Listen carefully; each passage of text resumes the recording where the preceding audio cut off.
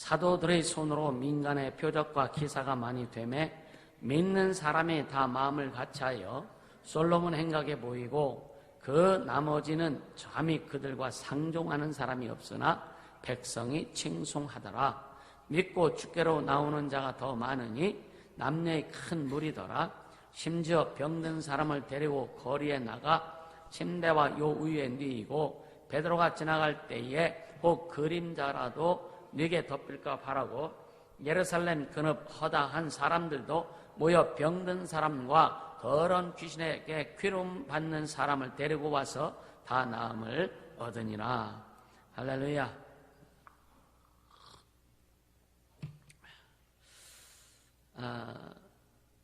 예수님에 대한 이미지를 우리 마음속에 어떻게 갖고 있는가? 여러분, 예수님에 대한 이미지를 어떻게 여러분들 속에 갖고 계세요? 예수님에 대한 이미지? 흰 옷 입은 예수님. 어떻게 보면은, 우리나라의 어떤 옛날 어떤 만화 영화 같은 데 보면은, 그런 거 있잖아요. 신선이 이렇게 막 수염 길게 하고 지팡이 짚고, 예수님도 지팡이 짚고 다니셨잖아요. 여러분들 속에는 예수님에 대한 이미지가 어떻게 심겨져 있는가? 영화 같은 데 보면은, 예수님의 이미지는 이렇게 막 다이나믹하고 막 그런 이미지가 별로 안 보이잖아요. 그죠? 근데 엄청 다이나믹하시거든요. 사람들이 상상할 수 없는 그런 능력이 있습니다. 근데 그 많은 어떤 자료나 이런 상황과 어떤 매스미디어를 통해서 예수님에 대한 이미지가 굉장히 많이 좀 이렇게 아주 선비처럼 새님처럼 그렇게 되는 경우가 종종 있다라는 것을 한번 생각해 보고요. 그런 선입견을 좀 다 버리고 예수님이 이 땅에 오셔서 물론 십자가에서 피 흘려 죽으시고 부활하시고 병든 자 고치고 죽은 자 살리시고 바람과 광풍도 잔잔하시고 어마어마한 일을 일으키셨음에도 불구하고 그분에 대한 이미지가 우리 속에 그렇게 막 덜 각인이 되어지는 것 같은. 근데 아까도 얘기했지만 예수님은 상당히 다이나믹하세요. 굉장히 다이나믹하세요.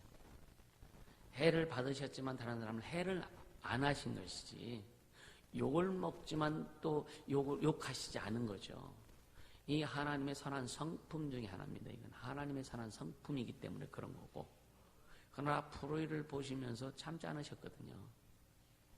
요한복음 2장에 보면 성년에서 막 비둘기기 팔고 소와 양을 팔고 막 그런 장면을 보면서 너희는 강도의 구렬, 내 아버지 집은 기도하는 집인데 너희가 강도의 구렬을 만들었도다 하면서 높고 채찍을 맞아서 막 소와 양 이런 것들 다 때려가지고 막 쫓아버리고 상을 막 엎어버리셨어요.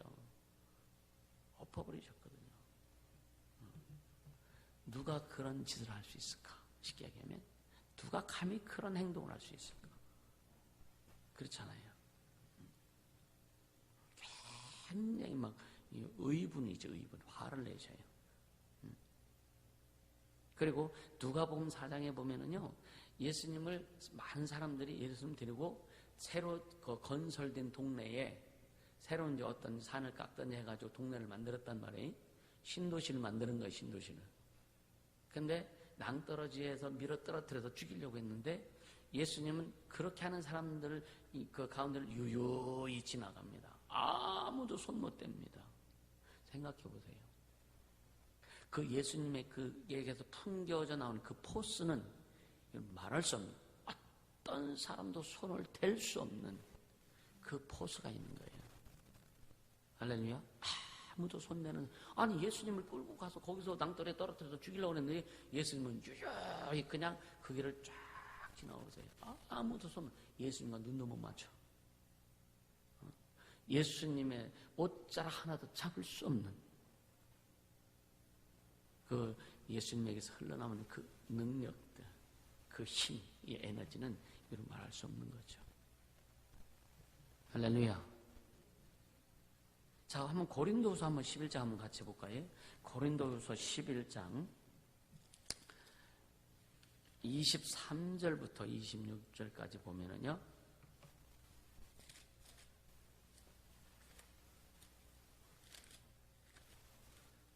고린도후서 11장 23절부터 26절까지 같이 읽습니다. 저희가 그리스도의 일꾼이냐 정신없는 말을 하거니와 나도 더욱 그러하도다. 내가 수고를 넘치도록 하고 옥에 갇히기도 더 많이 하고 매도 수없이 맞고 여러 번 죽을 뻔하였으니 유대인들에게 40에 하나 감한매를 5번 맞았으며 3번 태장으로 맞고 1번 돌로 맞고 3번 파산하는데 일주일을 기쁨에서 지냈으며 여러 번 여행의 강의 의형과 강도의 의형과 동족의 의형과 이방인의 의형과 신의 의형과 광야의 의형과 바다의 의형과 거짓 형제 중의 의형을 당하고 또 수고하며 애쓰고 여러 번 자지 못하고 줄이며 목마르고 여러 번 굶고 춥고 헐벗었노라. 바울이 이제 예수님을 만나고 나서 선교 사역을 하고 죄를 하면서 당한 것들을 그냥 함축해서 딱 이 몇 구절에 딱 소개하는 거예요. 이 일이 그에게 그 삶에 다가오는 모든 사건을 사도행전부터 시작해서 이제 서신도에 다 기록하고 있잖아요. 이런 것을 볼 때에 바울의 몸을 딱 벗겨보면 그 몸이 어땠을까? 바울의 육체, 덩어리라든가 어땠을까요? 매맞은 자국, 찢긴 자국, 이 온몸이 상처, 추성이 막 아주 그 흉터 자국으로 이 조폭은 전리 가랄 거예요. 아주 흉터 자국이 진짜 머리부터 발끝까지 드러나지 않았을까? 그렇잖아요? 우리가 좀 수술해도 죽을 때까지 수술 자국이 없어지지 않는데 돌로 맞아갖고 죽을 뻔하고 죽은 것 같아서 갖다 버렸는데 또 주님의 은혜로 꾸역꾸역 살아서 일어나가지고 또 가고 한두 번 왜 맞느냐 이거예요. 40에 하나 감한매, 그러니까 39대를 5번이나 맞았어. 그럼 그 몸이 상했겠느냐 이거예요. 그래서 바울이 뭐냐, 야 이제 나 건들지 마. 내 몸에 예수의 흔적이 있다. 예수의 흔적이 있다. 어떻게 보면 바울이 예수를 만나고 난 그 이후의 인생은 뭔가 계속 뚫고 가는 인생이에요. 탐험가와 같은 인생입니다. 진짜 개척자의 인생을 사는 거예요. 할렐루야. 진짜 개척자의 인생을 사는 겁니다. 어떻게 보면 군인으로 말하면 아주 특수전을 하는, 여러분 요즘 유튜브라든가 이거 보면은 CIA 출신 아니면 특수부대 출신 군인을 잘못 건드린 마피아의 최후 해가지고 이런 제목들이 많이 나오잖아요. 그러니까 그들은 이 사람이 누군지 모르고 건드렸는데 하필 특별 훈련을 받고 그렇게 일하던 사람, 그래서 좀 쉬고 싶어서 쉬고 있는데 그런 사람을 잘못 건드려서 아주 초토화되어 버리는, 우리에게 그러한 그리스도의 좋은 군사로서의 어떤 그 영성이 있길 예수님으로 축복합니다. 아멘. 그것이 다른 사람의 것이 아니라 내 것이라고 하는 사실을 인식하고 자신을 만들어갈 수 있게 예수님을 축복합니다. 할렐루야. 그러니까 성령께서 사람 가운데 역사하시면 나타나는 현상이 있어요. 우리는 아까 전에 바울의 어떤 그 몸의 흔적들, 영적인 흔적들 얘기했지만 우리 교회도 지금까지 쭉 오면서 하나님이라 하신 그 영적인 흔적들이, 영적인 어떻게 보면은 그 상처가, 이건 거룩한 상처죠. 이런 그 아무런 거룩한 상처의 흔적들이, 영적인 흔적들이 굉장히 많습니다. 할렐루야. 네. 원수들은 이런 것을 보고 굉장히 싫어하죠. 싫어도 계속 이간하려고 하고 불평불만하게 하려고 하고 계속 여러분요 부정적인 시각으로 보게 하려고 하고 나만 안 돼, 나만 힘들어하고 하고 이런 것들을 계속 연수들은 그렇게 만들어내는 거예요. 그러니까 이 성령께서 임하시면, 여러분 이 사도행전을 초대교회를 보면은 성령께서 임하셨을 때 그냥 그 막 야성이 막 흘러나옵니다. 그냥 거친 야성이 막 흘러나와요. 베드로가 막 숨죽이고 도망다니고 막 그러다가 성령 받고 난 다음에 다 일어서 갖고 막 이스라엘 백성들 향해서 막 외치 선포하죠. 네가 죽인 예수를 하나님이 살리셨다. 그들 앞에서 너희가 죽인 예수를 하나님이 살리셨고 주와 그리스도가 되게 하셨느니라. 그 야성이란 말이에요. 아멘. 성령 받고 나니까, 성령이 임하고 나니까 삶이 바뀌고 언어가 바뀌고 행동이 바뀌고 사고가 바뀌는 거예요. 성령을 받았음에도 불구하고 우리가 사고가 안 바뀐다면, 과거에 계속 얽매여 있는다면 그 사람은 신실한 영적 생활을 할 수 있다고 볼 수 없는 거예요. 할렐루야. 그러니까 이런 거룩한 야성은요, 사도행전 전체를 통해서 막 우리에게 목격되는 내용들입니다. 할렐루야. 영적 지도자 훈련 과정에서 이번 주는 손양원 목사님하고 안국선 목사님에 대해서 그 책을 읽고 좀 이렇게 정리하자고.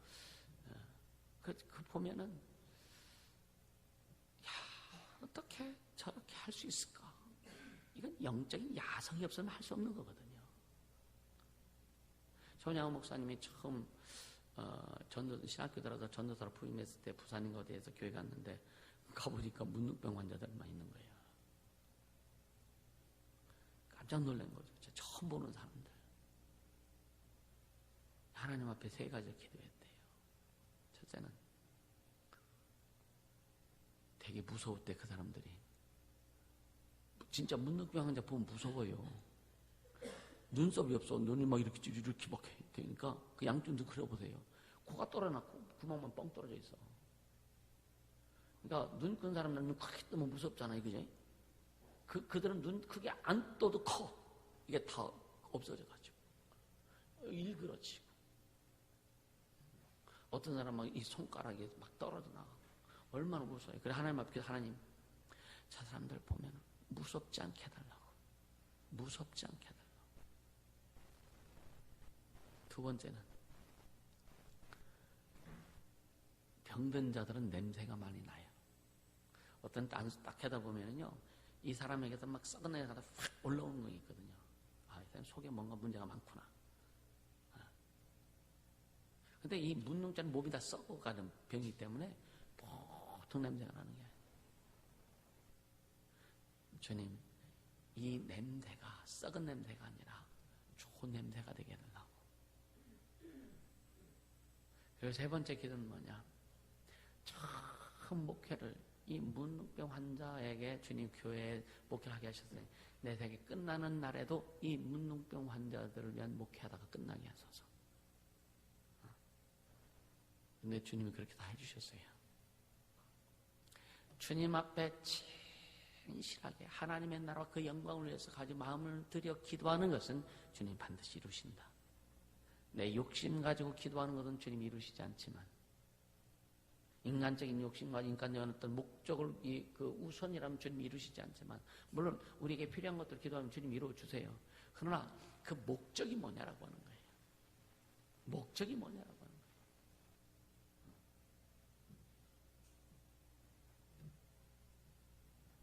안국선 목사님 같은 경우는 자기 형수를 죽인 사람을 전도를 했어요. 근데 자기가 그의 시동생이라고 말을 안 했습니다. 말을 안 했어요. 나중에 그거를 글로 남겨놓은 거예요. 쉽지 않은 거죠. 그죠? 쉽지 않은 거죠. 하나님이 저와 여러분에게 주신 사명이 있습니다. 내게 주신 사명이 뭔지를 잘 잡을 수 있는 자가 되기를 주님으로 축복합니다. 우리 다 문둥병 환자를 위해서 가서 사역하라고 하는 게 아니에요. 사형수들에게 가서 복음을 전하는 게 아닙니다. 그러나 각자에게 하나님이 주신 사명이 있습니다. 이것을 잡아라. 이것을 잡아라. 할렐루야.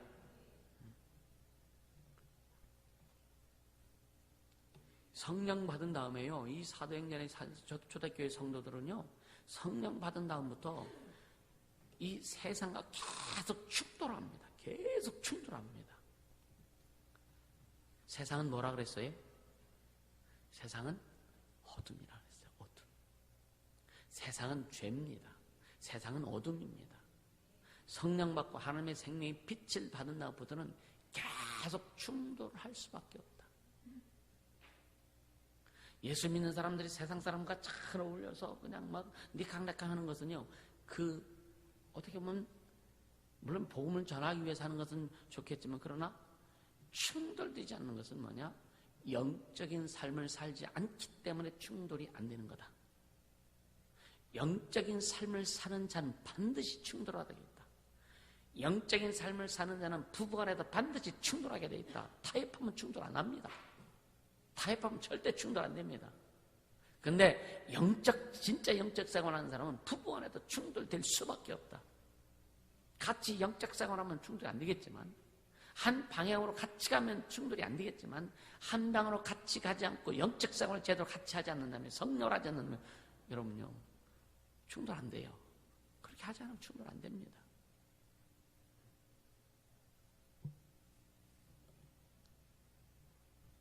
그러니까 이 성령을 받고 난 다음에 이 생명의 세력과 빛의 세력과 여러분 어둠의 세력 간에 부딪힘이 이름 말할 수 없이 부딪히는 거예요. 그리고 이 두 세력은 딱 부딪힌 다음에 뚜렷하게 딱 구분이 됩니다. 분리가 됩니다. 오늘 본문이 그런 거예요. 오늘 본문이. 12절 13절 한번 같이 읽어보세요. 12절 13절 시작. 사도의 손으로 민간의 표적과 기사가 많이 되매 믿는 사람이 다 마음을 같이하여 솔로몬 행각에 모이고 그 나머지는 감히 그들과 상종한 사람이 없으나 백성이 칭송하더라.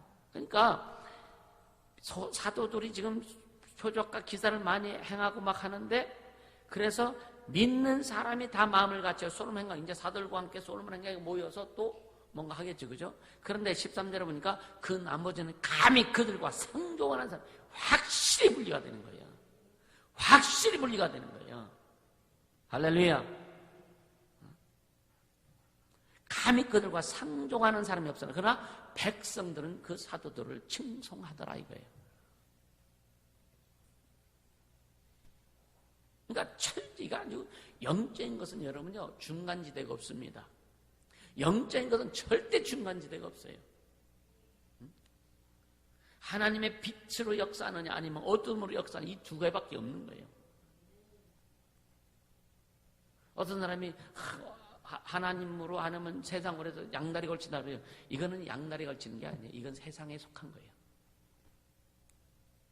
하나님에도 속하고 세상에 아니요, 이건 세상에 속한 겁니다. 이해가 되세요? 쉽게 하면 아주 깨끗한 물에 우리가 보이지 않을 정도의 어떤 오물을 조금 살짝 떨어뜨렸어. 모르면 먹어. 그건 알면 먹을까 안 먹을까요? 먹으려나 보네. 한다면 안 먹죠. 그러니까 모르니까 모르고 행동하는 거예요. 근데 그것은 이미 오염된 물이라 이거예요. 이미 오염된 거예요. 오염된 것은 여러분이 하나님이 구분하신 거예요. 사람은 구분하지 못하겠지만 하나님은 구분하신다. 할렐루야. 하나님은 구분하신 거예요. 이것을 우리는 인식하지 못하고 하기 때문에 계속 어렵다, 힘들다는 거예요. 우리는 어느 편에 설 건가? 어느 편에 설 건가? 빛에 속할 것인가? 어둠에 속할 것인가? 의지를 주신 거예요. 할렐루야. 그래서 여러분들이 영적 생활을 하면서 부딪히고 충돌이라는 것은 나는 제대로 가고 있구나라고 생각하면 딱 맞습니다. 아멘.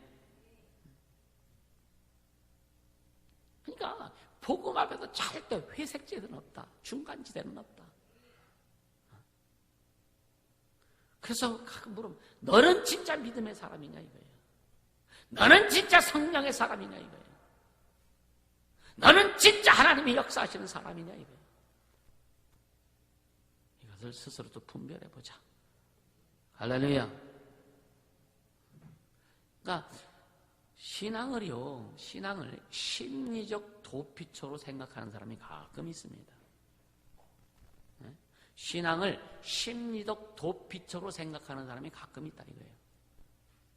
모든 교회들, 우리 세상의 기독교 안에 있는 거 보면은 신앙을 심리적 도피처로 생각하는 사람이 너무나 많습니다. 그냥 교회에 와서 말씀 듣고 마음의 위안을 받고 위로를 받고 그런 것을 어떤 내가 원하는 것을 얻고자 하고 그렇게 오면 안 된다고 하는 거예요. 물론 초신자 때는 예수 처음 믿을 때는 모르니까 너무 세상에서 힘들고 어렵고 지치고 그럴 때 와서 위로를 얻고 그건 정상이에요. 맞아요. 어린아이니까 어머니가 다 먹여주고 입혀주고 씻겨주고 싼 거 치워주고 다 하잖아요. 근데 성장하면 스스로 해야 되잖아요. 스스로 하는 게 정상이잖아요. 할렐루야. 이게 너무 중요한 겁니다. 이게 성경은요, 우리를 괴롭게 하는 거예요, 사실은. 왜 괴롭게 해요? 말씀이 말씀이 달려가, 말씀이 막 신경 속에 꽂혀져서 회개케 만들고, 말씀이 꽂혀져서 빛이 들어가서 어둠을 드러내니까 여러분 얼마나 힘들어. 그래 말씀 들을 때 막 그냥 찔림 받으면 힘들지 않습니까? 그래서 오해하게 난 목사님 나만 가지고 얘기한다고 하고 그렇지 않느냐 이거예요. 아니요, 너만 가지고 얘기하는 것이 아니라 주님의 말씀을 선포하는 거예요. 아멘. 그래서 여러분 말씀 들을 때 교훈과 책망과 바르게과 의로 교육하게 유익하다라고 성경 말씀하고 있는데 그게 정상이다. 찔림 받으면 그게 정상이다. 또 말씀을 듣고 용기를 얻는 게 정상이다. 말씀을 듣고 세상에 도전을 하려고 하는 게 정상이다. 이게 정상입니다. 여러분 찔립니까? 그래 여러분 정상적인 신앙생활을 하는 거예요. 말씀을 듣고 찔리고 회개가 나오냐? 이게 정상적인 신앙생활을 하는 거예요. 또 말씀을 듣고 희망을 얻고 소망을 얻고 막 도전 정신을 갖느냐? 정상적인 신앙생활을 하는 거라 이거예요. 할렐루야. 근데 교회 왔는데도 이것도 아니고 저것도 아니고 물에 물 탄 듯 술에 술 탄 듯 아무것도 없다면 이거는 여러분요 그냥 종교 활동하는 겁니다. 종교 활동. 절에는 사람들이 절기 때문에 가죠. 절간에는. 그렇게 가지 교회도 주일마다 절기로 오는 거예요. 그러니까 신앙을 심리적 도피처로 생각하지 않기를 주님은 축복합니다. 그러니까 성경 아까 했던 우리를 괴롭게 하시는 거예요. 성경 우리를 괴롭게 합니다. 그래서 이 세상에서 막 진짜 치열하리만큼 도전하게 만드는 게 하나님의 말씀입니다. 그렇게 말씀을 전하도 막 세상에 도전하지 않고 어떤 일에 도전하지 않는다면 여러분 도전해야 일이 일어나는 거예요. 할렐루야. 오늘 말씀을 듣고 진짜 막 이제 그 세상에 도전해서 하나님 나라를 확장하고 하나님께 여러분들에게 주신 기업을 막 성장시키고 하나님의 뜻을 이루어 가기를 주님으로 축복합니다. 아멘. 그러니까 마태복음 11장 28절에 보면은 예수님 하시죠. 수고하고 무거운 짐진 자들아 다 내게로 내가 너를 쉬게 하리라. 이 말 들으면은 참 좋죠. 근데 안 쉬어지잖아. 여러분 쉬어지세요? 신앙생활 하면 할수록 쉬어지세요? 어때는 더 힘들어. 더 할 일이 많아지고 더 힘들어. 근데 뭐냐? 쉼이라고 하는 것의 전제 조건은 뭐냐? 싸움입니다. 쉼이라고 하는 전제 조건은 싸움이에요. 싸움. 영적 싸움을 전제 조건으로 하는 겁니다. 세상에서 어렵고 힘들고 무겁고 상처받고 이런 것에 대한 쉼은 이미 예수 그리스도의 보혈의 공로를 통해서 다 이루어 주신 거예요. 아멘. 근데 우리가 이 진짜 쉼을 얻어야 될 것은 싸움한 군인들이 돌아와서 좀 쉬었다가 에너지를 충족하고 또 나가 싸우는 거예요. 쉬는 것도 싸움을 전제로. 할렐루야. 이것이 돼야 되는 거예요. 그러니까 예수님은요 세상에서 영적 싸움을 해서 영적 싸움을 하다가 지친 자들이 주님 앞에 돌아와서 힘을 얻게 하고 에너지를 주시고 오랜 기간 마귀의 굴레에서 막 마귀와 싸움에서 헤매던 자들에게 주님 앞에 들어와서 힘을 주시고, 할렐루야. 질병 때문에 고통받는 자들에게 진짜 주님 앞에 들어와서 쉬게 하시고 회복시켜서 싸우게 하는 거예요. 그러니까 이 힘은, 이 쉼은 하나님께서 주시는 복입니다. 복. 지친 마음, 지친 육체 쉬어서 또 싸우라고. 할렐루야. 근데 영적 싸움은 할 생각은 안 하고 계속 육체적으로 위로를 받으려고 하고 정신적으로 위로만 받으려고 하면 그 사람은 영적 싸움 못하는 사람이에요. 아무리 기도를 많이 해도 전도를 한다 할지라도 뭐 죄를 많이 한다 할지라도 그거는 주님이 주신 힘을 얻지는 못한다. 목적이 다르면. 아까도 했지만 그 쉼의 전제는 뭐냐? 싸움이다. 영적 싸움을 위해서 십자가의 군병으로 무장할 수 있도록 힘을 주시는 거예요. 할렐루야. 얼마나 중요한지 모릅니다. 근데 원수들은요, 우리의 이성을 사용하고 우리의 감정을 사용해서 영적 싸움 못하도록 계속 방해하는 거예요. 속지 말아라. 어떤 상황에서도 여러분 속으면은 피해 볼 수밖에 없다.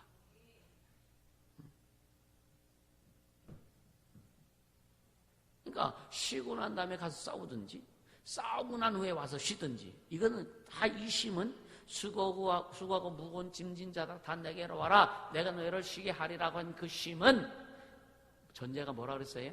싸움입니다. 싸움. 우리는 싸움에서 반드시 이겨야 됩니다. 싸울 때는요, 저한테 가끔 얘기해요. 권투 선수가 서로 막 싸우는데 챔피언 벨트 먹는 사람이 한 대도 안 얻어 터지나? 근데 이기면 다 내 거예요. 그러니까 이긴 자도 얻어 터질 수 있고 상처도 날 수 있고 코뼈 부러질 수도 있고, 그죠? 다리 몽둥이 부러질 수도 있다 이거예요.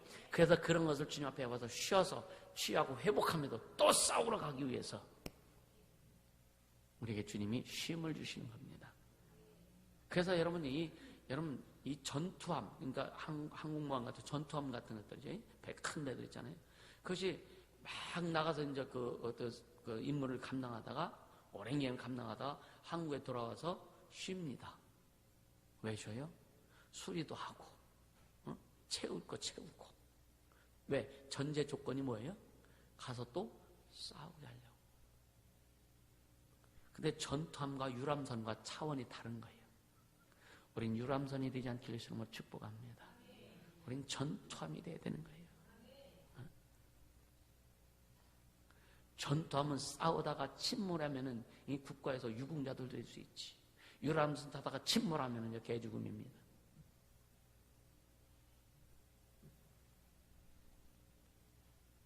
그러니까 또 신앙에는 현실 도피성이 있습니다. 신앙에는요. 우리는 현실 도피를 위한 신앙생활을 하지 말아야 되는 거예요. 아멘입니까? 진짜 주의 일을 한다고 많은 사람들이 현실 도피, 가정이 싫어. 가정이 싫어서 막 집안일하는 게 싫으니까 막 교회에서 뭘 한다고 하는, 우리 교회는 없을 줄 압니다. 젊은 사람들이 뭐 세상에 와서 뭐 할 일 하지도 못하겠고 능력도 막 그러니까 신학교 간다고 그래. 가서 뭐 할 건데? 가서 뭐 할 건데? 그래서 우리는요, 진짜 신앙생활 잘하고 진짜 하나님 앞에 스스로 마음을 드리고 헌신되고 내 인생을 진짜 우리 주님 앞에 드리고 싶어지는 사람들이 신학해서 주의 일을 감당해야 된다. 그래서 교회에서 먼저 그런 신앙 훈련을 철저히 받고 깨트려지는 훈련을 받고 자기가 죽는 훈련을 철저히 받고 난 다음에 그때 신학해도 늦지 않는다. 나는 이런 과정을 겪지 않았어요. 누가 가르쳐주지도 않았고. 그래서 고생을 얼마나 많이 했는지 몰라. 그래서 내 목회의 삶에 있어서 그 고난의 흔적들이 더 많은 거예요. 왜? 그건 나를 깨트려야 되니까.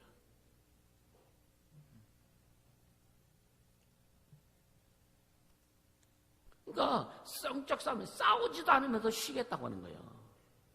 신앙생활이 도피처가 된다는 얘기는 뭐냐면 싸우지도 않으면서 쉬고만 있겠다는 얘기예요. 쉬고만 있겠다는 얘기예요. 싸우지 않으면서 위로만 받겠다는 얘기예요. 싸우지도 않으면서 나 좀 봐달라 이거예요.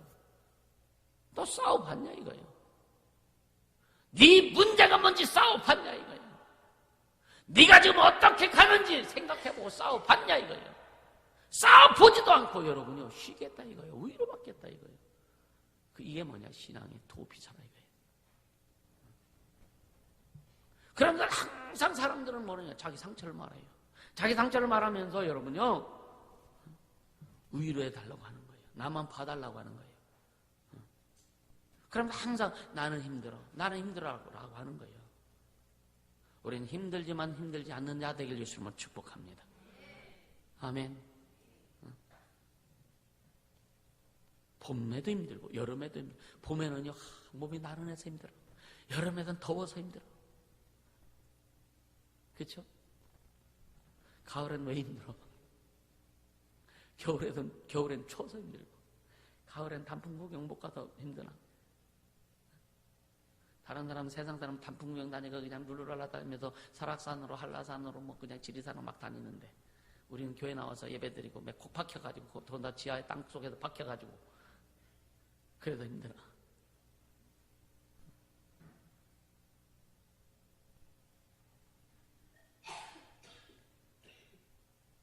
매일 힘들면 언제 싸워요? 매일 힘들면 언제 싸우냐고. 지금 방향이 뭔가 잘못되는 거예요. 그런 것들이. 그래서 바울은 자기 삶을 마무리하면서요 한 말이 있어요. 자, 디모데후서 4장 7절 한번 볼까요? 디모데후서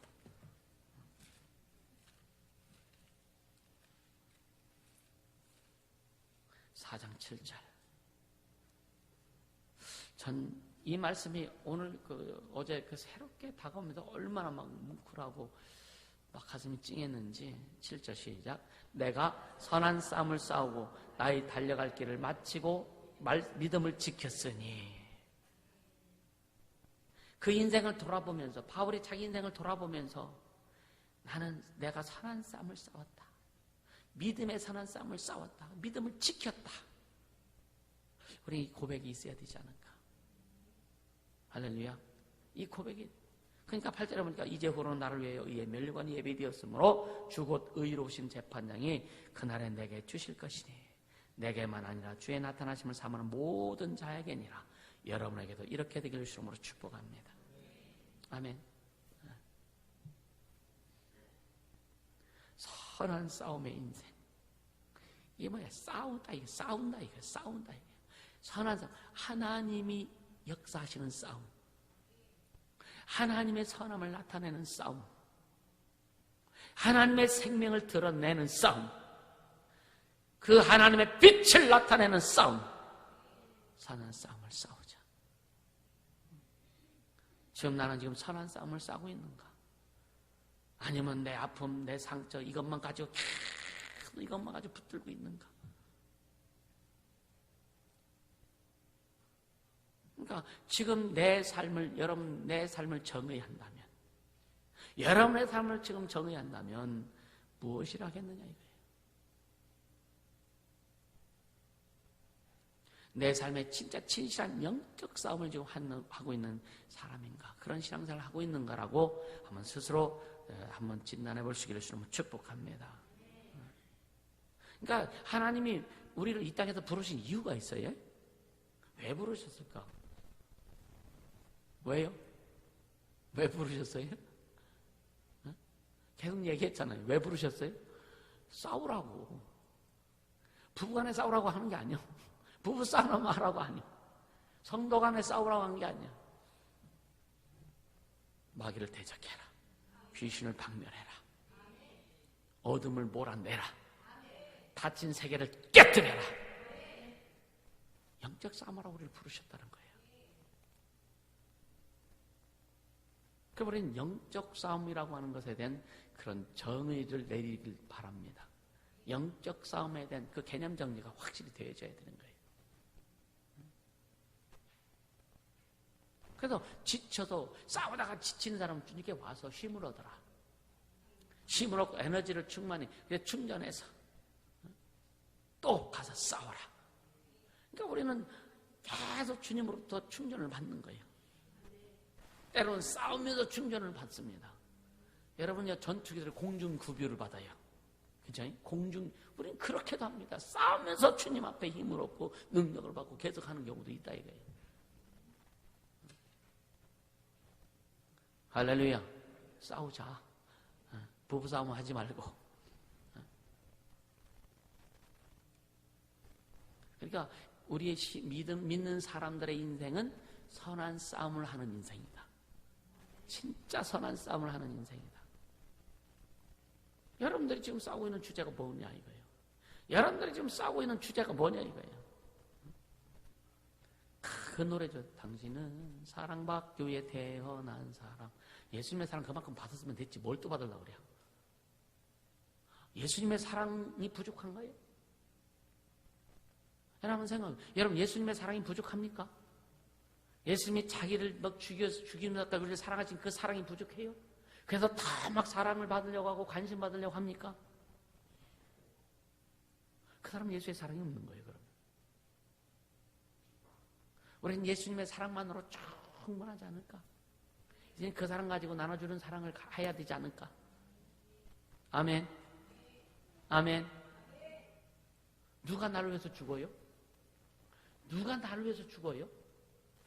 부모님도 나를 위해서 못 죽습니다. 아무리 사랑한다고 부부 남편을 위해서 아내를 위해서 못 죽습니다.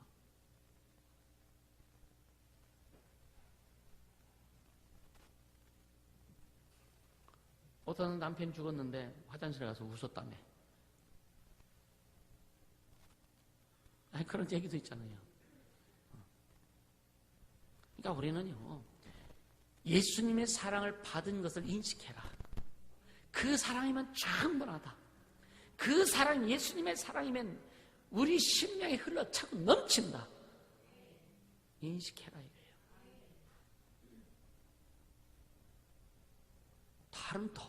다른 게 필요 없는 거예요. 그 안에 다 들어있는데. 그 안에 다 들어있는데.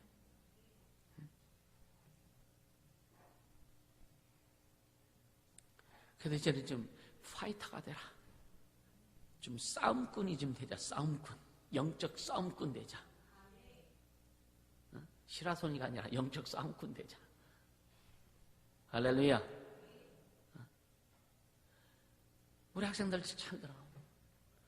밤새도록 기도는 못하는데 밤새도록 컴퓨터나 하고 게임을 하고 얼마나 막 그냥 잘해요.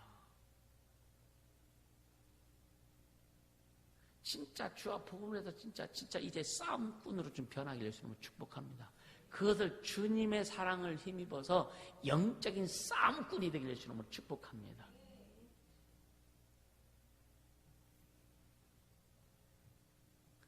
오랜만에 내가 어제 감동받았거든요. 얘기해서 이름을 얘기해. 도와 온유가 오랜만에 제일 먼저 왔어 어제. 그래서 감동을 받았어.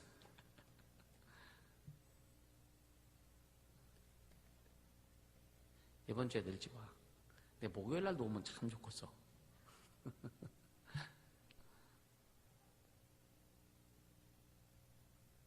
어떤 책에 보니까요, 현실 도피성 신자에게 나타나는 폐해가 있다고 해요. 현실 도피성 신자에게 나타나는 폐해가 두 가지 나오는데, 첫째는 뭐냐? 성장이 없다. 성장이 없다. 여러분, 운동을 하면 근육이 생겨요. 근데 근육은요, 한두 번 한다고 근육이 생기는 게 아니에요. 꾸준히 해야 근육이 생기는 거예요. 제가 가끔 뭐 시간 때문에 자전거 매일은 못 하는데 가끔 타는데 자전거포에 갔더니 75세라고 해요. 할아버지가. 굉장히 젊어. 한 20년은 자전거 탔다는데요. 허벅지가 이래. 그러면 자기는 건강에 아무런 이상이 없다고 하는 거예요. 어떤 사람은 또 왔는데 자전거포에 왔는데 오늘 한 200km를 자전거를 탔다는 거예요. 어떻게 타셨습니까? 서산에 가서 차를 갖다 자전거 싣고 가서 받쳐놓고서 그 200km를 도는 거예요. 한번 해볼 만하지 않아요? 그렇죠? 도전해보지도 않고 안 된다고 하고 해보지도 않고 몸이 힘들고 어렵고 지친다고 하고 해보니까 돼. 해보니까 된다고요. 전에 갔으면 제가 광대에서 그렇게 일을 하고 또 이렇게 하는데 지쳐서 꿈쩍도 못 했을 것 같아요. 근데 전에보다요, 지금 몇 년 흘른 지금이 그때보다 훨씬 에너지가 많이 나옵니다. 훨씬 에너지가 많이 나옵니다. 이 영적인 에너지가 더 많이 나와요. 체력은 국력이란 말이죠, 그죠? 체력은 영역이다. 영적인 능력을 강하게 가지려면 체력을 키우세요. 육체 근육이 필요하듯이 영적인 근육도 필요하다. 아멘. 영적인 근육이 필요한 겁니다. 그래서 운동을 많이 하는 사람 살을 만져보면 탱탱해요. 근데 운동하는 사람 살을 만져보면 두부살에 두부살 퍽 들어가. 안 나와, 그리고 잘. 그러니까 영적인 것도 마찬가지라니까. 그러니까 근육 운동을 많이 해가지고 근육이 많은 사람들은요, 웬만한 충격에도 별로 반응이 없어요. 별로 이렇게 막 충격 안 받습니다. 근데 이 두부살인 사람들은요, 조금만 탁 쳐도 시퍼렇게 멍들고, 그리고 어때요? 충격을 굉장히 세게 받아. 세게 받아. 미네는 충격을 안 받을 것 같아. 막 떨어져가지고 이마도 그냥 막 하도. 그러니까 영적 싸움을 막 하는 사람들, 그러다 막 상처도 있고 어려움도 당하고 고통도 당하고 막 그런 사람들은요, 여러분 영적인 근육이 생겨서 웬만하게 오는 것에 대해서는 꿈쩍도 안 합니다. 여러분 그러고 싶지 않으세요? 어떤 문제가 딱 왔을 때 마음속에서 반응이 여러분들의 수준이다. 어떤 문제가 딱 하고서 막 두려움과 공포와 막 질리고 얼굴이 새파랗게 되고, 이것은 영적인 근육이 없는 사람들이에요. 근데 어떤 문제가 닥쳤을 때 그래? 하고 담대하게, 그래 주님 어떻게 할까요? 이게 나오는 게 중요한 것이다. 할렐루야. 이게 영적인 근육이 충만하기를 예수님으로 축복합니다. 아멘. 그러니까 영적인 근육이 있어야 영적인 도전을 또 할 수 있는 거예요. 그래야 성장이 있고, 여러분 또 성장하면서 영적 근육이 생기는 거예요. 그러니까 바울이 예수를 만난 다음부터는요, 진짜 절대로 타협하지 않고 계속 생각해 보세요. 막 사람들이 돌에 막 쳐가지고 죽었다 해가지고 갖다 성 밖에 버렸는데 살아나서, 그러면은 아이고 내가 예수 믿는 것도 좋지만 이렇게 못하겠다고 복음 안 전할 수도 있을 거 아니에요? 그렇죠? 이게 뭔 꼴이랴? 주와 복음을 해서 살려고 작정하고 그렇게 했는데, 주님 이게 도대체 뭡니까? 맨날 죽을 것 같고. 우린 그런 게 조금만 뭐 A씨 안 해. 이게 많지. 우린 너무나 많아. A씨 안 해. 영어 배우는 건 모르겠는데 A씨 안 해. 그러니까 바울이 그게 위대한 겁니다. 그렇게 고난과 고통을 당했음에도 불구하고 예루살렘은 가지 말아라. 예루살렘 가면 너 감옥에 갇혀. 그래도 난 간다. 주와 복음을 해서 내 목숨을 조금 더 귀한 것으로 여기지 않는다. 영적인 근육이 얼마나 단단했으면, 강했으면 그렇게 자신 있게 이야기할 수 있을까? 이게 부럽지 않나요? 이게 부러운 거 아닌가 이거예요. 기도했더니 막 빌딩을 20층짜리 빌딩을 주시고, 이게 부러우세요? 그게 부러워요? 바울이 부러워요? 말로는 바울이 부럽다고 하지만 실상을 보자 이거예요. 뭐가 더 부러운지. 진짜 바울이 부러운 사람이 되어야 되는 거예요. 할렐루야. 그러니까 근육이 있어야 버틸 수 있는 거예요. 그렇지 않습니까? 근육이 있어야 버틸 수 있는 거예요. 영적인 근육이 있어야 영적 싸움에서 버티고 승리할 수 있는 거예요. 그래서 우리가 계속 주님이 환경을 통해서, 사람을 통해서 우리를 막 빚어가시는 거예요. 고난과 고통이 오는 것은 주님이 나를 빚어가시는 것이다. 감사해봐라 이거예요. 감사해봐라.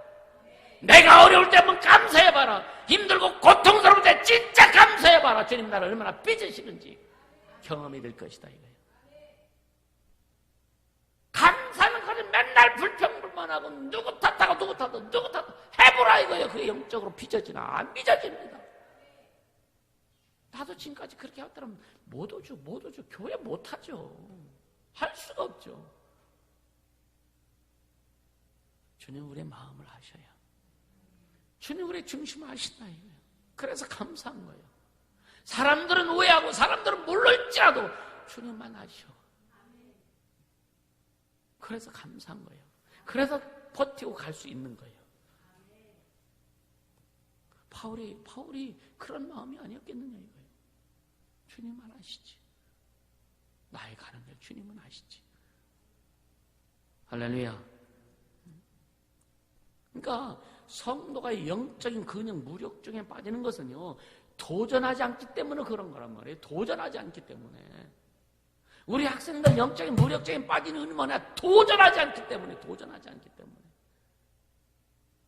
계속 인생의 비전에서 얘기해주고 삶 어떻게 살아야 되는지, 예수 앞에 어떻게 살아야 되는지 계속 이야기하지만 스스로 도전하지 않기 때문에 그런 거예요.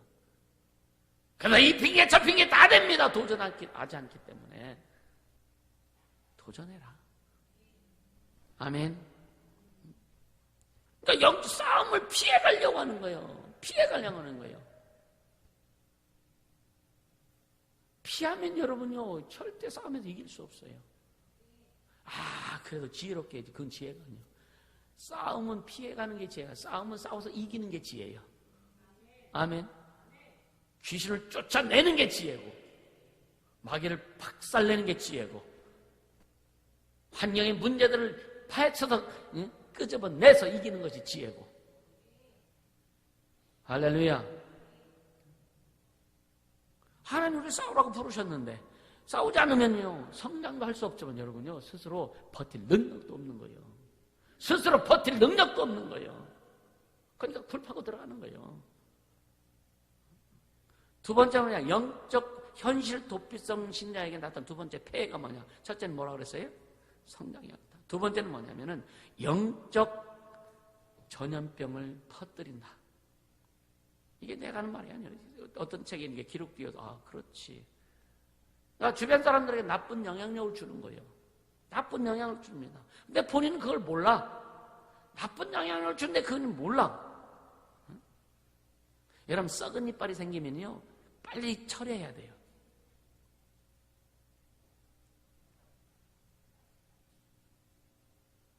그걸 처리 안 하면 다른 옆에 이까지 계속 썩어갑니다. 그러니까 썩은 부위를 도려내든지 없애든지 해야 돼요. 그래야 다른 것이 썩지 않아. 사과도 마찬가지야. 사과만 썩히면 계속 썩잖아요. 과일도요, 썩은 그 과일에 같이 붙어있는 옆에 있는 과일 계속 썩어 나갑니다.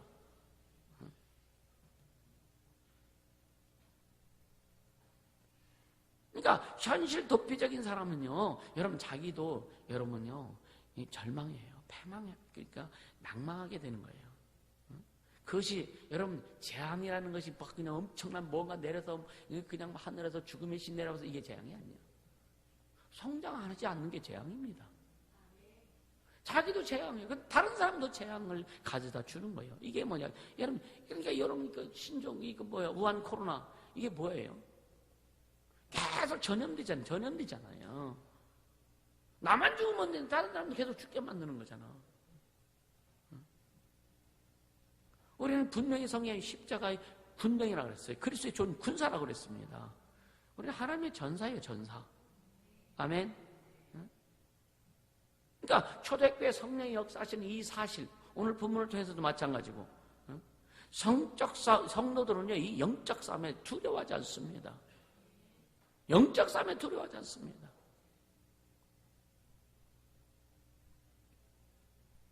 그러니까 성령께서 우리를 싸움의 현장으로 계속 이끌어 주시는 거예요. 그러니까 싸움의 현장에 이끌어 주실 때 우리는 싸우러 가야 되는 거예요. 첫째는 뭐 여러분 자신과의 싸움에서 이겨야 돼요. 자신과의 싸움에서 이겨야 되는 거예요. 자신과의 싸움에서 이기면 다른 사람들은 그냥 품을 수 있습니다. 자신과의 싸움에서 이기면 어떤 상황도 품을 수 있습니다. 아까도 했지만 계속 상처를 끄집어내 나는 상처받은 사람, 난 뭐하는 사람 계속 끄지면 영적 싸움을 승리 못하면 절대로 못합니다.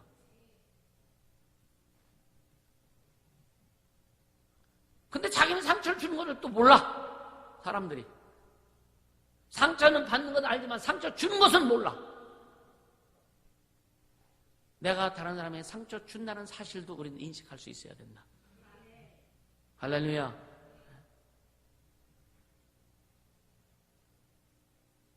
우리는 진짜 여러분이 현장에서, 삶의 현장에서, 인생의 현장, 세상 현장에서 영적 싸움을 일으키고 영적 싸움에 승리하는 진짜 믿음의 군사가 되길 주님으로 축복합니다.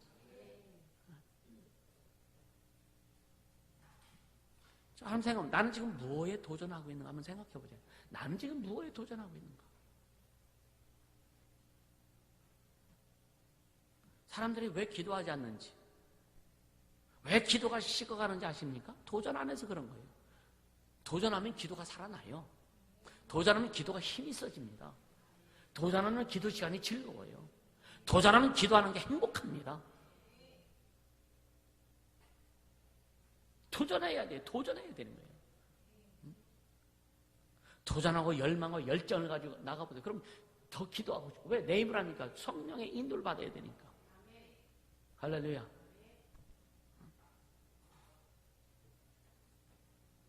그러니까 영적 도전을 여러분들이 벌이고 있는 사람은 어떤 자, 아까 얘기했던 기도가 막 살아납니다. 영적인 도전을 벌이면은요, 여러분 기도가 막 살아납니다. 생기가 돌아요, 생기가.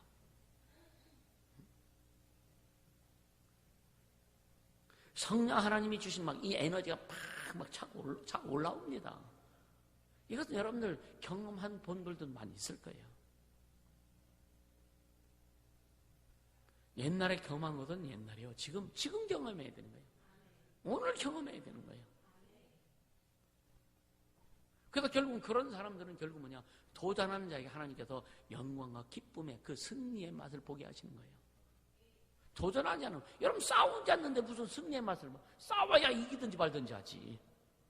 그렇지 않습니까? 싸우지 않는데 무슨 승리의 맛을 봐.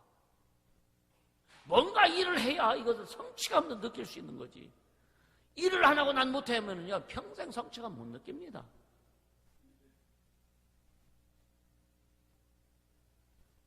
아멘입니까? 우리 진짜 기독교의 영광을 한번 좀 생각해 보라 이거예요. 기독교의 영광. 고난과 고통, 아픔과 저주 가운데서 세상에서 막 그런 저주 막 핍박하고 막 죽이고 하는 가운데서 우리는 하나님의 영광을 드러내는 곳이 어디냐? 기독교라 이거예요. 기독교는요, 지금까지 실패한 적이 없는 거예요. 항상 하나님의 영광, 승리의 영광을 맛본 게 기독교입니다. 죽으면서도 승리의 영광을 맛보는 거예요. 핍박받아서 순교하면서도 하나님의 영광을 맛보는 거예요. 그래도 오후 말씀이 예수 이름으로 핍박과 고난 당하는 것에, 능력을 받는 것에 아주 당연하게 그렇게 한 것에 대해서 막 감사하고 행복하는 자들.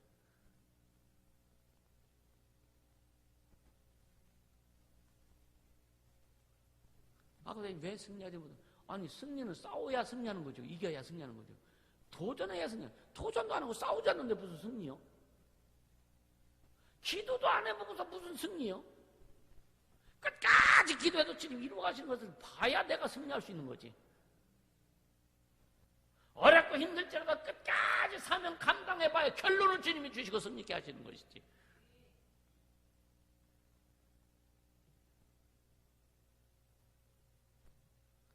여러분 신앙생활은요, 단기전이 아닙니다. 장기전이요.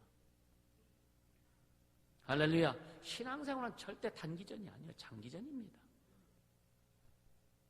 오늘 본문에 보면 다친 세계를 깨뜨리시는 성령의 역사가 나타나는 거예요. 성령은요, 우리를 영적 싸움터로 이끄실 뿐만 아니라 우리의 다친 세계, 이 세상의 이 다친 세계를 깨뜨려 주시는 게 성령의 역사예요. 여러분 주일 성수, 11조, 감사, 기도, 전도, 이게 신앙생활하는 거 맞죠? 그죠? 그거는 기본적으로 하는 거예요. 근데 더 중요한 게 뭐냐? 진짜 신앙생활은 뭐냐? 전혀 이 세상에 없는 그 생명이 우리에게 들어와서, 그게 뭐 하나님의 생명, 하나님의 우리에게 들어와서 여러분요, 내 삶 속에 그 생명이 찾아와서 나를 지배하는, 그래서 계속 여러분들에게 말씀드렸던 성령의 통치와 간섭을 받는 게 신앙생활이다.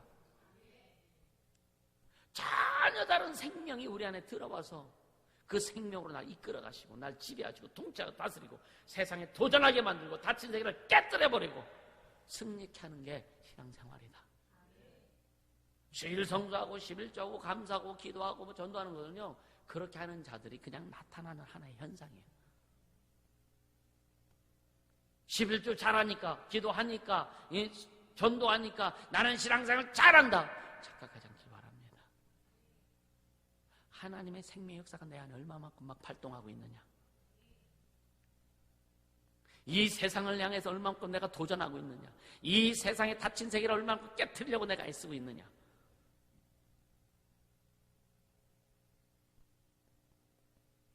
우리는 예수 믿기 전에, 성령이 우리 안에 오시기 전에 우리의 삶의 방식이 있었습니다. 내 마음대로 내 뜻대로 내 생각대로 살아왔던 내 방식이 있었어요. 하나님의 영이, 생명이 내게 들어온 이후부터는요, 그 성령께서 우리를 완전히 장악하시는 거예요. 아멘. 장악하시고 지배하시고 새로운 길로 이끌어 가시는 거예요. 근데 성령이 나를 장악하실 때 내가 장악되어야 되는데, 성령이 나를 지배하실 때 내가 완전히 지배를 당해야 되는데, 성령이 나를 이끄실 때 내 삶이 완전히 성령의 이끌림을 받아야 되는데, 그래야 도전하고 이길 수 있는데, 지배를 안 받고 장악되지 않고 이끌림을 받지 않으면 과거의 성령 받기 이전의 삶으로 그냥 돌아갈 수밖에 없다. 그러니까 계속 과거에도 상처 얘기하는 사람 지금도 상처 얘기하는 거예요. 도전하지 않으니까, 성령께 장악되지 않으니까.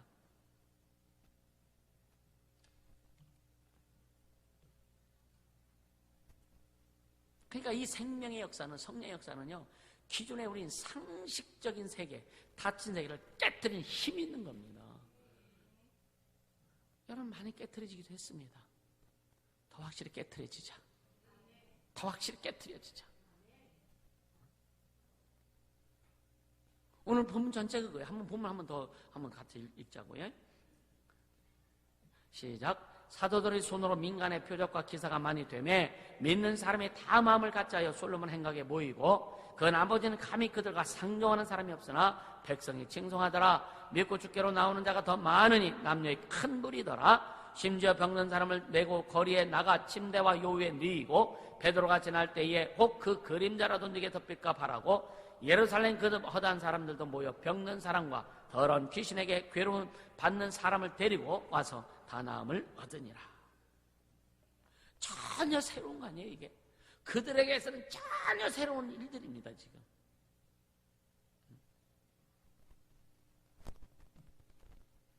세상에서는 병들면 병원 가야 되고 약 먹어야 되고, 귀신 들리면요 정신과 가든지 무당 찾아가든지 막 했잖아요. 근데 주님이 다 내게로 와라. 다 내게로 와라. 그래서 세상은 닫힌 세계예요. 그래서 닫힌 세계인데 인과관계의 세계입니다. 원인과 결과를 가지고 논하는 세계가 이 세상입니다. 물론 분명 성경에도 원인을 말씀해 주셔요. 근데 결과는 뭐냐? 결론은 뭐냐? 예수 안에서 해결된다 이거예요. 그러니까 인과관계 속에 있는 세상은 닫힌 세상인데, 닫힌 세상에는 여러분요, 그래서 세상 사람들이 체념하게 되고 절망하게 되고 낙심하게 되고 포기하게 되는 거예요. 근데 예수 믿는 사람들은, 신앙생활하는 사람은 성령의 다스림과 장악과 이끌림을 받는 사람은 포기하지 않는 거예요. 왜? 주님이 하시니까. 이게 신앙의 야성이 회복된 사람들. 이게 신앙의 야성이야. 사도들의 손으로 민간의 표적과 기사가 많이 되네. 심지어 침대에 누이고 베드로가 지나갈 때 그림자라는 덮일 거, 베드로의 그림자만 지나가고 귀신이 떠나가. 사도 바울의 앞치마, 손수건 같은 것만 그 병든 에게 딱 얹어도 귀신이 떠나가. 병이 고침받아. 지금도 일어난다 이거예요. 굳이 옷 벗어서 던지지 않아도 되니까 안 하는 거지. 그렇잖아요. 그래서 진짜 믿음이 있고 여러분 마음이 열려진 사람들, 그래서 이 말씀을 선포하는 자들을 믿고 그 마음이 열려진 사람은 말씀을 통해서도 치유가 일어나고, 그래서 그 사도들 기도할 때 주여 저들의 위험을 이제 하감하옵시고 종들이 입을 말씀을 증거할 때 따른 표적으로 확실한 말씀이 증거되게 하시고 거룩한 중 예수 이름으로 기사와 이적과 표적에 따르게 하여 주옵소서. 오늘도 이 말씀이 이루어진다 이거예요. 할렐루야. 이 말씀의 주인공들이 되기를 주님으로 축복합니다.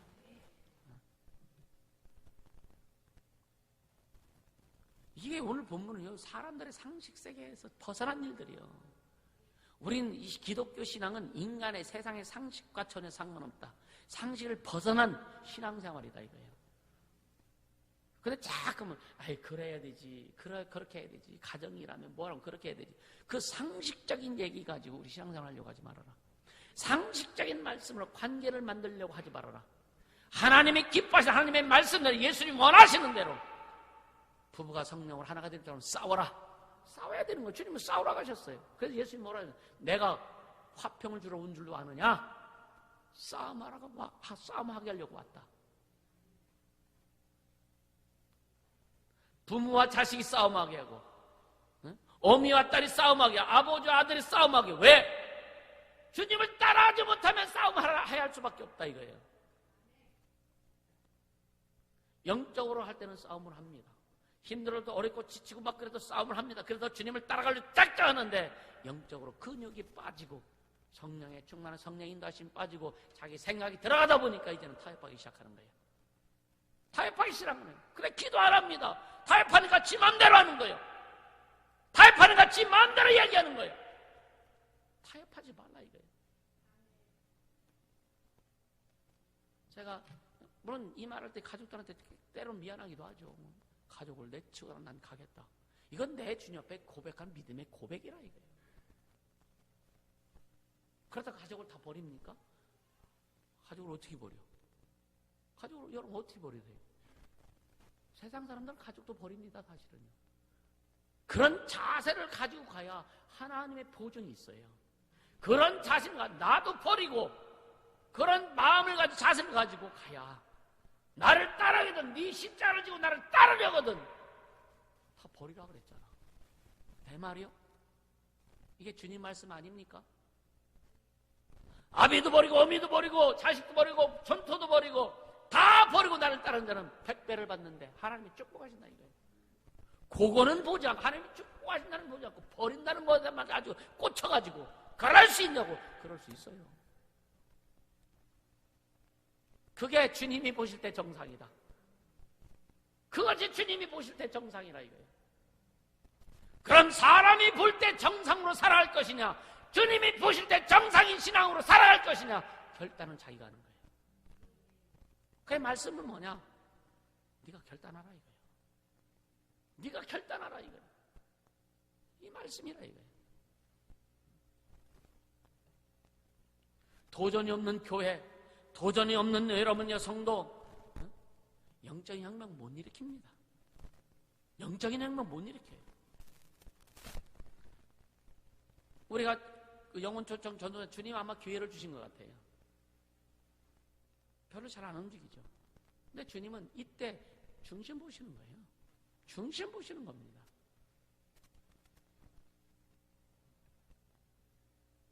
우리는 계속 도전하면서 갈 겁니다. 그래서 저는 그랬어요. 나는 길을 뚫고 갈 것이다. 내가 길을 뚫고 가면 여러분들은 포장도 하고 2세대, 3세대는 거기다 또 좀 조경도 좀 하고 만들어가자. 난 포장하고 조경하고 만들어갈 나는 시간이 없어요. 그래서 영적 지도 훈련도 그 일환으로 지금 계속 하는 거예요.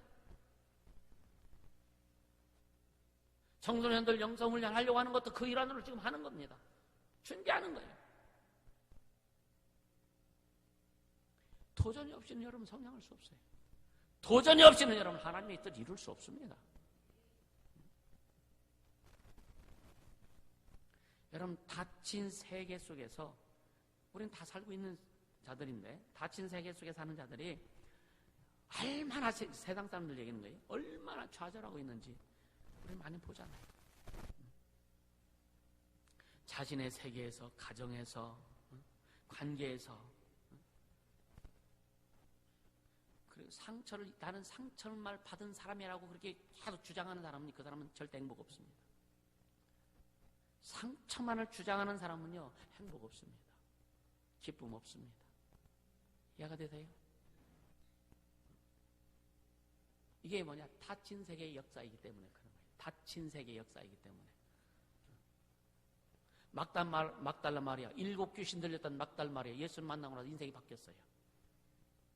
성전 미문에 앉아있던 안전뱅이 베드로와 요한을 만나고 예수 이름으로 치유받은 다음에 인생이 바뀌었습니다. 우리 예수 믿고 난 다음에 인생이 바뀌지 않았습니까? 예수 믿고 난 다음에 우리 삶이 바뀌지 않았느냐 이거예요. 왜 근데 자꾸만 과거에 어떤 거기 얽매여 있느냐 이거예요.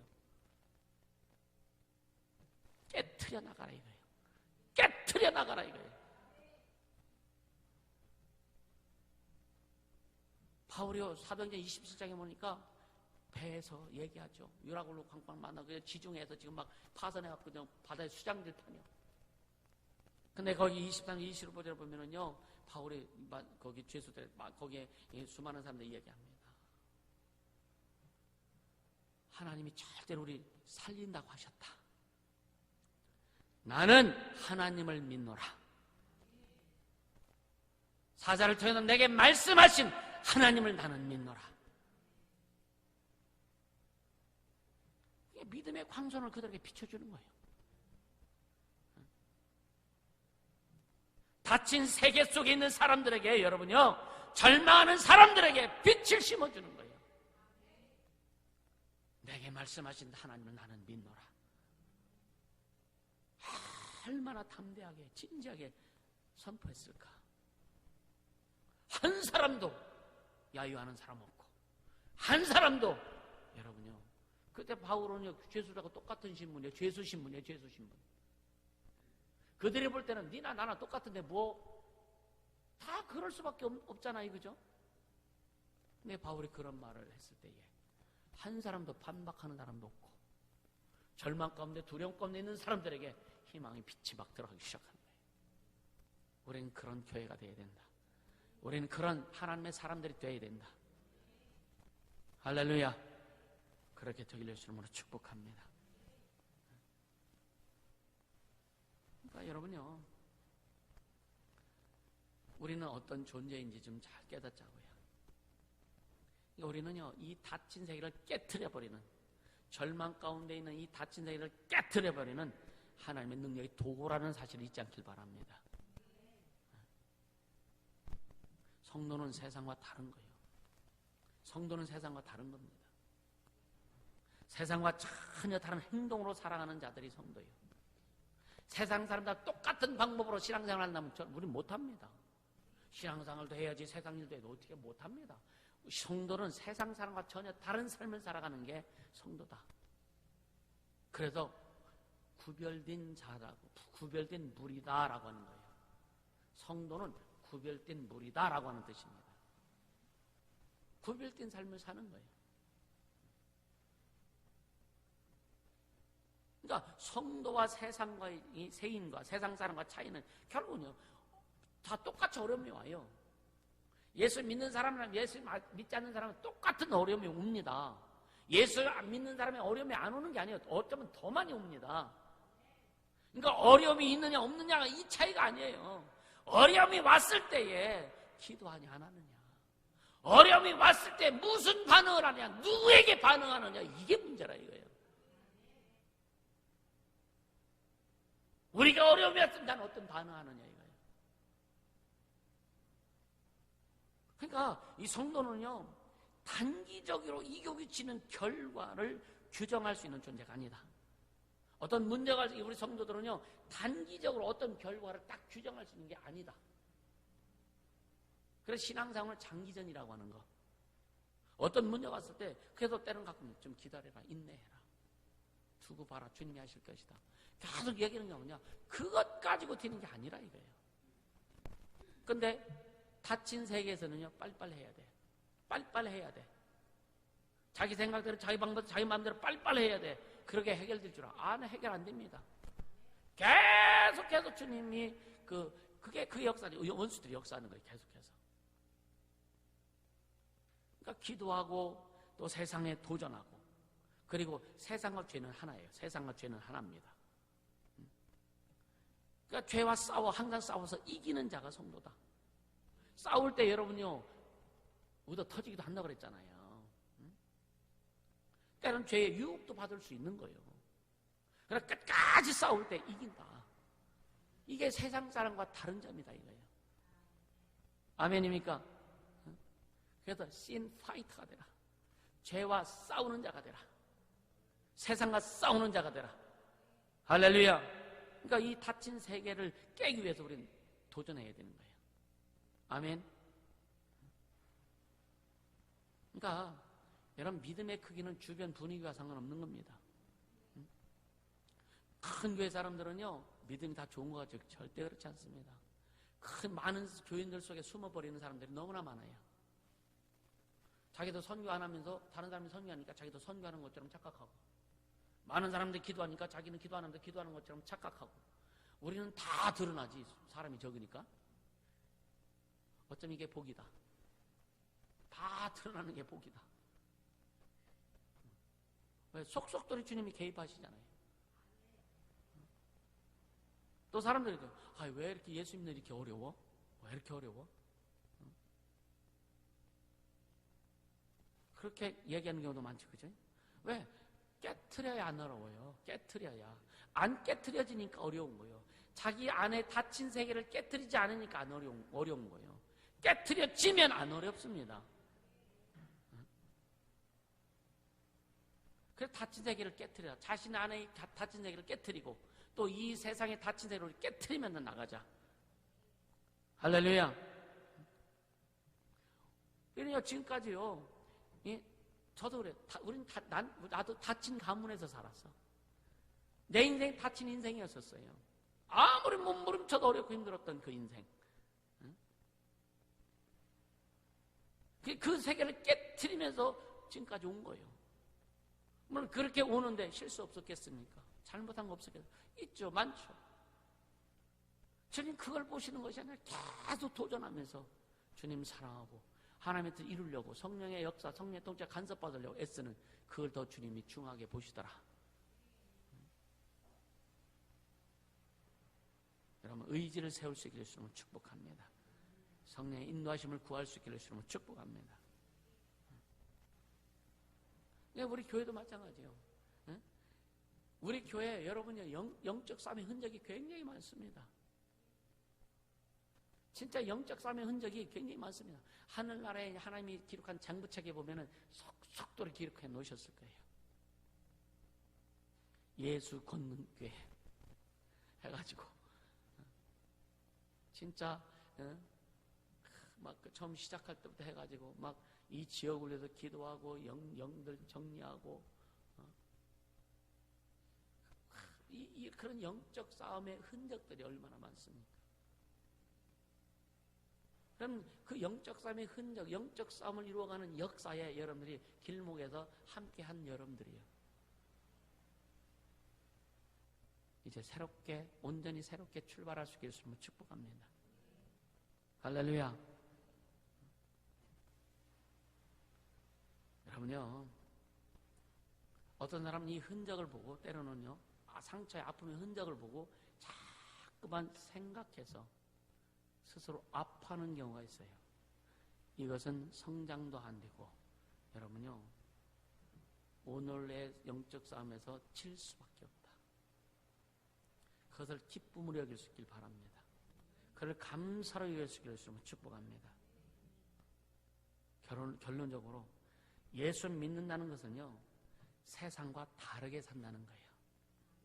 똑같이 직장 생활을 해도 같은 직장에 있는 사람들과 내 삶은 다르다는 거예요. 똑같이 사업을 해도 같은 사업을 하는 사람과 내 사업은 다르다는 거예요. 이걸 보여줘야 되는 거예요.